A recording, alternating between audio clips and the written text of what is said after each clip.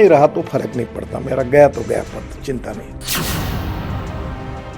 देश के दिग्गज नेता और मोदी सरकार में सड़क परिवहन और राजमार्ग मंत्रालय संभाल रहे नितिन गडकरी को जब से बीजेपी के सबसे ताकतवर टीम संसदीय बोर्ड से बाहर किया गया है, तभी से गडकरी के खिलाफ मीडिया से लेकर सोशल मीडिया तक एक जबरदस्त अभियान चलाया जा रहा है और ये बताने की कोशिश की जा रही है कि बीजेपी में सब कुछ ठीक नहीं चल रहा है।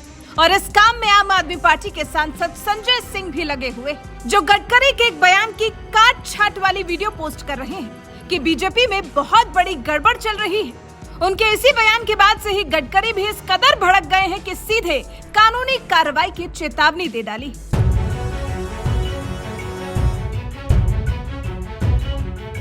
नितिन गडकरी, अरुण जेटली, अवतार सिंह भड़ाना बीजेपी के वो नेता हैं जिन पर आम आदमी पार्टी के नेता और दिल्ली के मुखिया अरविंद केजरीवाल ने पहले आरोप लगाया और जब इन नेताओं ने मानहानि का केस ठोका तो खुद केजरीवाल को इन नेताओं से माफी मांगनी पड़ गई थी। और साल 2018 में तो एक चिट्ठी लिखकर केजरीवाल ने गडकरी से कहा था, हम दोनों अलग अलग दलों में हैं। मैंने आपके बारे में बिना जांचे कुछ आरोप लगाए जिससे आपको दुख हुआ होगा, इसलिए आपने मेरे खिलाफ मानहानि का केस दायर किया। मुझे आपसे निजी तौर पर कोई दिक्कत नहीं है, इसलिए मैं आपसे माफी मांगता हूँ। केजरीवाल की माफी के बाद गडकरी ने मानहानि का केस वापस ले लिया था, लेकिन इसके बावजूद आम आदमी पार्टी के नेता लगातार बीजेपी नेताओं के खिलाफ बयानबाजी कर रहे हैं और इन नेताओं में आम आदमी पार्टी के राज्यसभा सांसद संजय सिंह भी शामिल हैं, जिन्होंने केंद्रीय मंत्री नितिन गडकरी के एक बयान की क्लिप पोस्ट करते हुए पहले तो सवाल उठाया कि ऐसा क्यों बोले नितिन गडकरी, फिर कह दिया बीजेपी में बहुत बड़ी गड़बड़ चल रही है। संजय सिंह ने गडकरी की जिस वीडियो को पोस्ट कर बीजेपी पर निशाना साधने की कोशिश की है, उस वीडियो पर लिखा है, गडकरी के हवाले से लिखा गया है, मेरा मंत्री पद गया तो गया, मुझे फर्क नहीं पड़ता। और इसी वीडियो के नीचे सवाल उठाया गया है कि गडकरी बीजेपी छोड़ रहे हैं। आम आदमी पार्टी के सांसद संजय सिंह के साथ साथ कई लोगों ने गडकरी के इसी वीडियो को पोस्ट कर बीजेपी के अंदर झगड़े की बात कही, जिसे देखकर अब खुद नितिन गडकरी बुरी तरह से भड़क गए हैं और लीगल एक्शन लेने की चेतावनी देते हुए उन्होंने एक के बाद एक कई ट्वीट्स कर डाले। लिखा, आज फिर एक बार मुख्यधारा की मीडिया, सोशल मीडिया के कुछ वर्गों और खास तौर से कुछ लोगों ने राजनीतिक लाभ के लिए मेरे बयान को तोड़ मरोड़ कर पेश करके मेरे खिलाफ नापाक और मनगढ़ंत अभियान चलाने की कोशिश की है।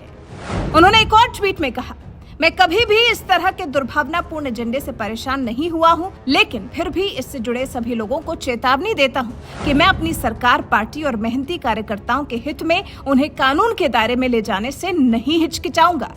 गडकरी के जिस वीडियो की क्लिप को काट छाट कर शेयर किया जा रहा है, उसकी ओरिजिनल और पूरी वीडियो का लिंक भी गडकरी ने पोस्ट किया है। इतना ही नहीं, नितिन गडकरी ने अपने ट्वीट में बीजेपी अध्यक्ष जेपी नड्डा, बीजेपी प्रधानमंत्री कार्यालय के ट्विटर हैंडल को भी टैग किया, जिससे उनकी बात सरकार से लेकर संगठन तक पहुंच जाए। आप भी सुन लीजिए नितिन गडकरी वास्तव में क्या कह रहे थे। 2500 बच्चे कुपोषण से मर गए, बच्चे स्कूल में नहीं जा सकते, वहाँ के किसान हैं, उनका उपज मार्केट में नहीं जा सकती है, इलेक्ट्रिक की लाइन वहाँ नहीं गई, सब काम आपने रोक दिया फॉरेस्ट एनवायरनमेंट एक्ट के आधार पर। आपको इसका कुछ भी नहीं लगता आपको?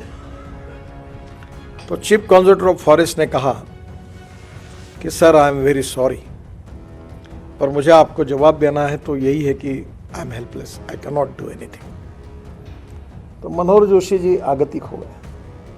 तो एक कुलकर्णी करके कमिश्नर थे, वो भी बड़े सुसंस्कृत और अच्छे अधिकारी थे। तो फिर मेरे से रहा नहीं गया, तो मैंने कहा सर ये तुम्हारे बस का काम नहीं है, ये ऐसे काम में मैं बहुत माहिर हूँ, तुम एक काम करो, ये मेरे ऊपर छोड़ दो, मुझे कोई चिंता नहीं क्या परिणाम होते हैं और मैं ये काम करूँगा।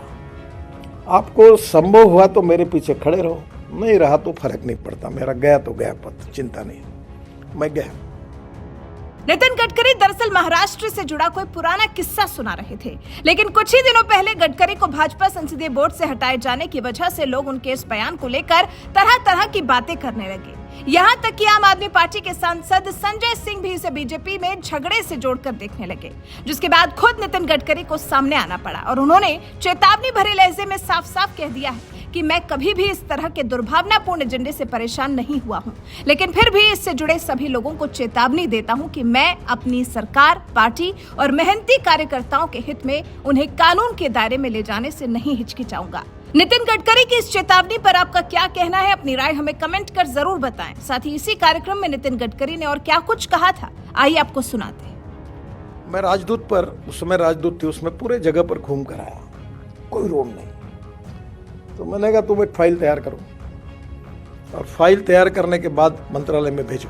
वो ऐसे थे, बहुत अच्छे अधिकारी, अभी भी है वो फाइल मुंबई में आई और फिर आकर वो फॉरेस्ट के ओपिनियन, इसके ओपिनियन होने के बाद आई, वो मेरे पास आई और मैंने उसमें लिखा कि मानव अधिकार की दृष्टि से इन लोगों को गांव में जाने के लिए रोड नहीं है, ये दुर्भाग्यपूर्ण है, ये उनका सामाजिक, आर्थिक और शैक्षणिक शोषण है और इसके लिए परमिशन नहीं देना गलत बात है।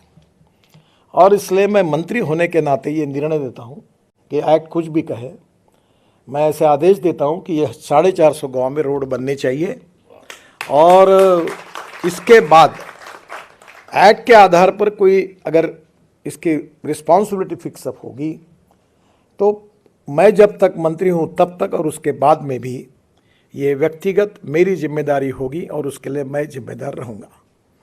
ये लिखकर मैंने तांबे करके, हमारे सेक्रेटरी थे, उन्होंने देखकर उन्होंने कहा कि तुम साहब आपने ऐसे कैसे लिखा? मतलब कोई फर्क नहीं पड़ता, मैं राजनीतिक पेशावर नहीं हूँ, जो होगा सो देखा जाएगा।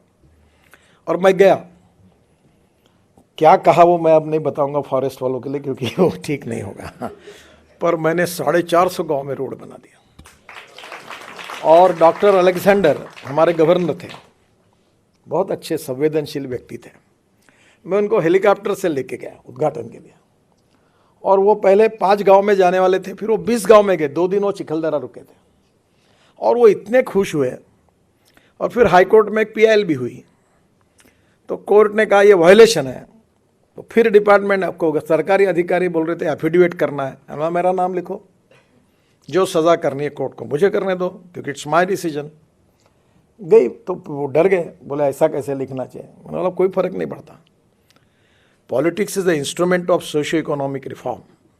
अगर मैं मंत्री होने के साथ अगर गरीब व्यक्ति को न्याय नहीं दे सकता तो कोई बात नहीं, जो होगा सो देखा जाएगा।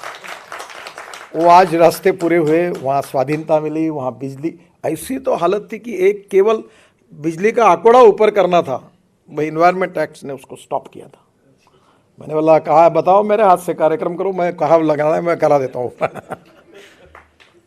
ये जो संवेदनशीलता थी, ये जो लोकाभिमुख थी, कि जिसको हम लोग अक्सर कहते कि मनसा सततम स्मरणीयम वचसा सततम वदनीयम लोकहितम मम करणीयम। आइदर इट इज पॉलिटिक्स और सोशल वर्क और is even administration, it is the instrument of socio economic transformation. और हम अगर रब का फेयर करने के लिए बैठे हैं तो किसी के जाने में फायदा नहीं और किसी के आने में फायदा नहीं। We need to do something for the people, और यही संविधान का स्पिरिट है।